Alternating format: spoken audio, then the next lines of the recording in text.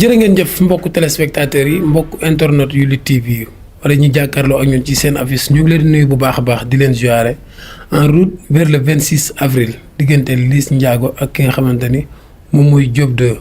combat la nag boo xamante ni amateur yëpp ñoo ngi koy xaar ndax ful bi nga xamante ni ñaari mbër yi ñoo ngi koy drainer nekk ay xale dugg ci làmbu promoteur di gan ñëw ni ci ñoom ñaar la musée pour def li nga xamante ne moom mooy sama première journée muy Diop 2 ak Liss Ndiago ngeen koy am en direct ci seen affiche.com di leen fàttali ni làmb ji le 26 avril la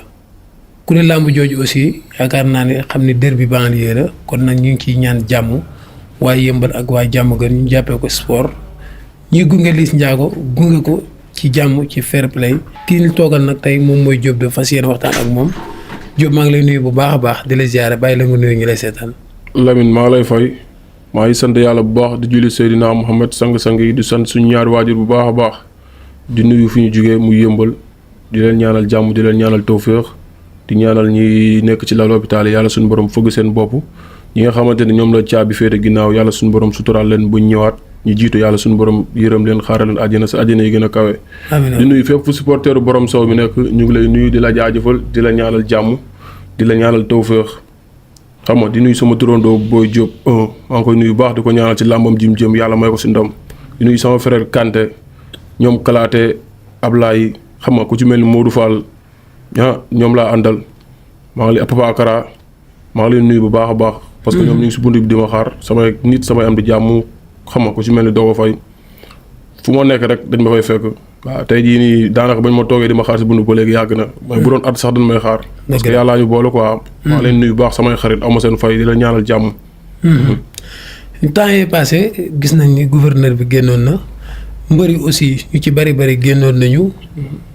boo demee seen koñ yëmbal defoon nañ ay sorties Géejawaay defoon nañ ay sorties Fass Ndakaaru ba ci Pikine Boy Niang moo ko njëkkee woon. pour sensibiliser ñi nga xamante ne ñoom ñooy topp mbëri waaye sensibiliser aussi mbëri ci yenn acte de violence yi nga xamante parfois dañ koy gis ci face to face yi di ko gis ci jouru làmb bi même ci bitu stade bi dañ ko ciy gis sa combat ak Liss Ndiago ku ne xam na ni yaakaar naa ni le 26 avril stade bi na fees del loolu la ñuy xaar ci yéen te am nañ yaakaar ne noonu lay demee mais soxla nañ aussi message de sensibilisation ci ñaari gox yëpp tey ban message nga leen di lancer. ñi lay topp ak ñi nga xamante ne ñoom ñooy topp Liss Ndiago. waaw message bi may lancé tey jii nii rek sama waa gox sama waa dëkk muy yëmbal benn baraak Malika Buun ñu ngi def tey conférence de presse bi fa la ma waroon fekk mais yàlla dafa dogal mu nekk si contrat yor liggéeyu jàmbur. te mënoo tegg liggéeyu jàmbur. xam nga di def leneen.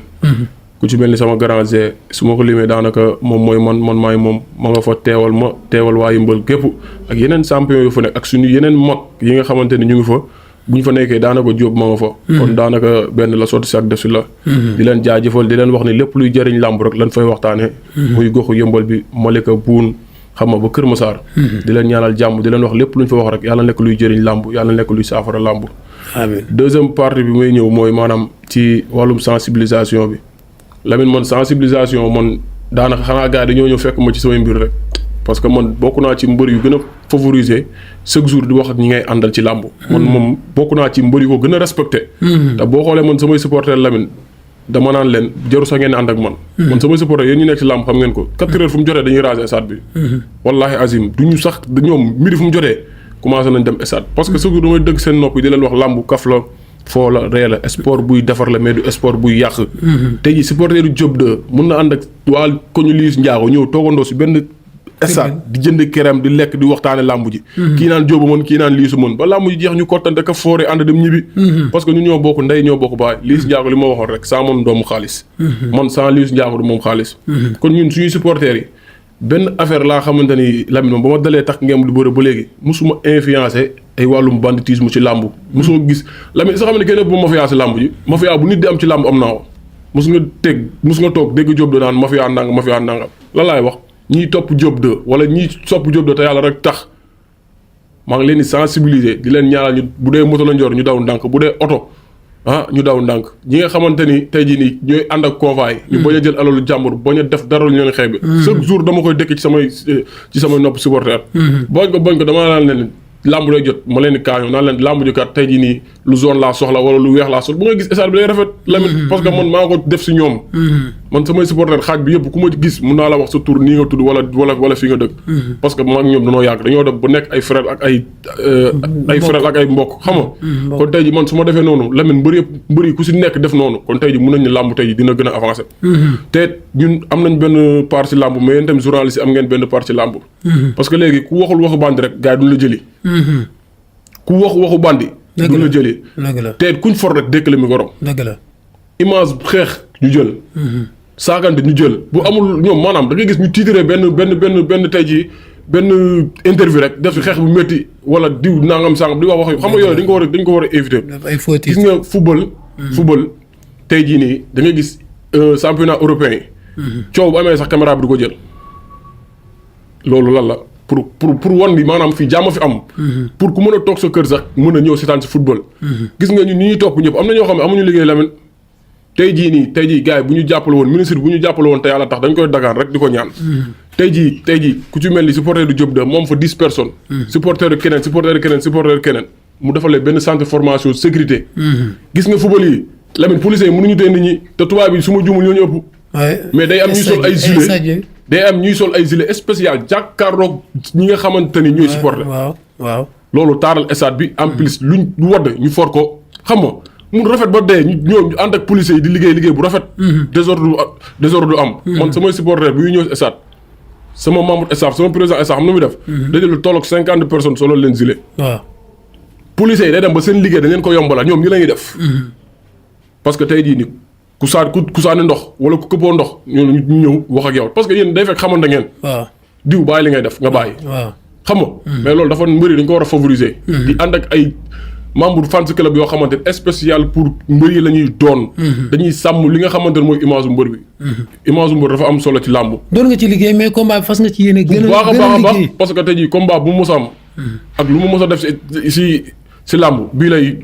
yëpp si kàttanu yàlla ak baaxam dagam yàlla may na ñu fekk ak tal ko bii lay yëpp kon man si wàllum sensibilisation képp ku ma si mën a jàppale ak ku mën a doon maa ngi lay tàllal sama loxo di la xaar parce que ñun làmb bu tëjee Lamine ñun yéen ñëpp am nga loo leen def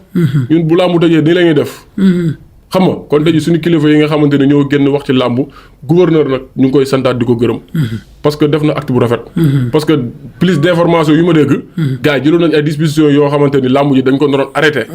mais moo ci teg loxoom kon ñun ñi nga xamante ne ay xale lañ te même pas 25 ans yàlla suñu borom dogal àdduna bi foo dem foo ne diw ñu ne xam nañ ko làmb moo ñu ko may dara mooy ñu ko yaa ngi dégg kon ñun bu ñu tëjaloon làmb dañuy causé wu ay problème ñu ñëpp parce que ay avance jàmm doon yor lu nekk mën nañ cee fekk ay xaaraat wala ay liwaat te loolu baaxul su ñun ay xale lañ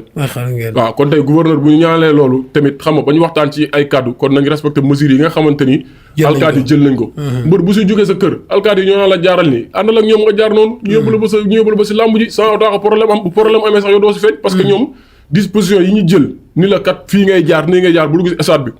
nga def ko waaw ay jaaral fee boo jaaral fi da ngay daanu yooyu amul si làmb